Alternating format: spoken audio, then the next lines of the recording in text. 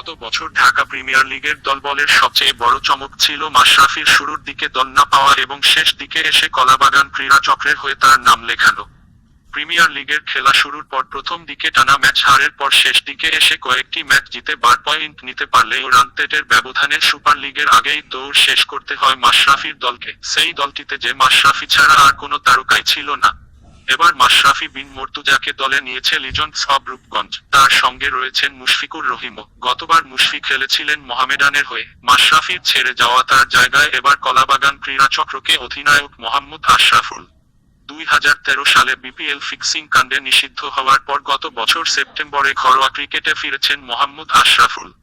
এরপর শুধুমাত্র জাতীয় লিগের কয়েকটি ম্যাচ খেলার সুযোগ পেয়েছিলেন। টেস্ট ক্রিকেটের সর্বকনিষ্ঠ এই সেঞ্চুরিয়ান কিন্তু ক্রিকেটে দ্বিতীয় জন্মের পর নিজের নামের প্রতি সুবিচার করতে পারেননি তিনি। সব সময়ই বলে আসছিলেন, প্রিমিয়ার লিগটার দিকে তাকিয়ে আছি, সেখানে খেলার সুযোগ পেলে হয়তো নিজেকে আবার প্রমাণ করতে পারবো।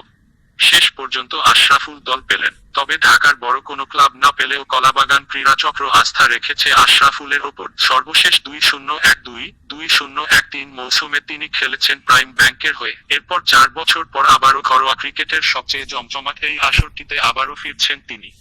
আজ দলবলের পর জাগো নিউজের সঙ্গে আলাপকালে আশরাফুল কলাবাগান ক্রীড়া চক্র নিয়ে নিজের লক্ষ্যের কথা জানান। তিনি বলেন, সবগুলো দলই তো আলাদা আলাদা লক্ষ্য নিয়ে খেলে। কারো লক্ষ্য থাকে চ্যাম্পিয়ন হওয়া, কারো লক্ষ্য থাকে সুপার লিগে খেলা। চ্যাম্পিয়নশিপের মতো এত উচ্চাভিলাষী লক্ষ্য আমরা নির্ধারণ করব না। আমাদের প্রথম লক্ষ্যই হবে সুপার লিগ। নিজের লক্ষ্য সম্পর্কে আশরাফুল বলেন, এতদিন পর খেলতে এলাম, অবশ্যই চাইবো ভালো খেলতে। নিজের সর্বোচ্চ যতটুকু দিয়ে ভালো খেলা যায় চেষ্টা করব ততটুকু দিয়ে ভালো খেলতে। এজন্য আমি সবার কাছে দোয়া প্রত্যাশী।